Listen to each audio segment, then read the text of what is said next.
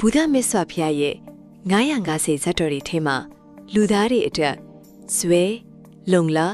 ဝိရိယရဲ့အရေးကြီးပုံကိုအထင်ရှားဆုံးပြသထည့်တဲ့မဟာဇနကဇတ်တော်ကိုပြောပြပေးပါမယ်။ဒီဇတ်တော်ဟာရှိကပြောခဲ့တဲ့ဘဝတူတရရဲ့အတွက်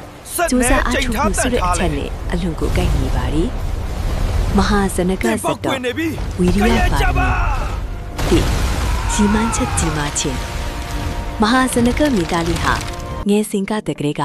မိမိဖခင်ရဲ့တိုင်းပြည်ကိုပြက်လက်ရယူမယ်ဆိုတဲ့ကြီးမားတဲ့ကြီးမှန်းချက်ရှိခဲ့ပါလေ။ဒါကြောင့်အရင်နှီးရဖို့အတွက်တင်ဘောနဲ့ကုံထွဲဖို့ပင်လယ်ပြင်ကိုထွက်ခွာခဲ့ပါတယ်။ဒီဘေးအန္တရာယ်နဲ့ရင်ဆိုင်ရခြင်းတင်ဘောကြီးဟာပင်လယ်အလယ်မှာလေပြင်းမုန်တိုင်းမိပြီးပျက်စီးသွားပါတယ်။တင်ဘောပေါ်ပါလာတဲ့လူတွေအားလုံးဟာကြောက်လန့်တကြားငိုယိုကြတယ်။နှက်ကောင်းနဲ့မျက်တွေကိုတိုင်တီးပြီးဆူတောင်းနေကြပြီးမှ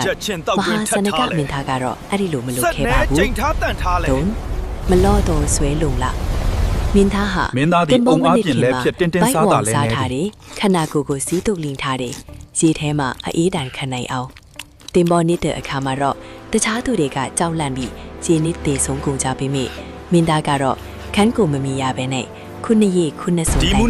ပင်လယ်ထဲမှာလက်ပစ်ကိုနေခဲ့ပါတယ်လီမနီမေခလာနတ်သမီးနဲ့အမေဖြေပင်လယ်ဆောင်နတ်သမီးမနီမေခလာကမင်းသားကိုစမ်းတဲ့အနေနဲ့မေးပါတယ်အချင်းရော်ကြကန်းချေကိုလည်းမမီရဘဲနဲ့ဘာလို့အချင်းကြီးပင်ပန်းခံပြီးကူခတ်နေတာလဲတဲ့မဟာစနကမင်းသားကအခုလိုပြန်ဖြေခဲ့ပါတယ်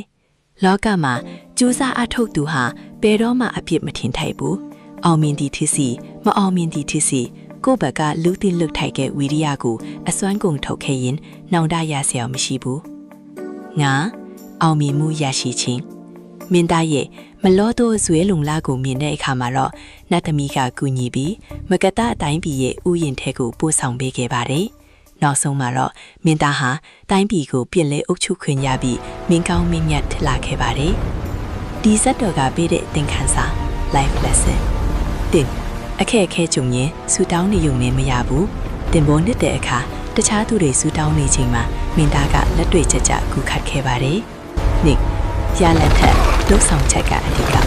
အောင်မြင်မလားမအောင်မြင်ဘူးလားဆိုတာထက်ငါအစွမ်းကုန်စူးစမ်းခဲ့ရဲ့လားဆိုတာကပိုအရေးကြီးပါတယ်၃ဇွဲရှိသူကိုနှက်ကောင်းမစဆိုလိုတာကတော့ကိုယ်တိုင်ကအစွမ်းကုန်စူးစမ်းနေရင်တနေ့မှမထင်မှတ်ထားတဲ့အခွင့်အရေးကောင်းတွေနတ်သမီးကူညီတဲ့ကဲ့သို့ရောက်လာတတ်ပါတယ်မြန်မာလူမျိုးတွေရဲ့ဘဝတိုးတက်ရေးမှာလည်းဒီမဟာစနကစိတ်ဓာတ်အတိုင်းဘယ်လိုအခက်အခဲမျိုးပဲကြုံလာပါစေကံမမြင်လမ်းမမြင်ဖြစ်နေပါစေကိုယ်လွတ်စရာရှိတာကိုဇွဲနဲ့ပဲနဲ့ဆက်လုပ်နေဖို့အလိုအရေးကြီးပါတယ်ခင်ဗျာ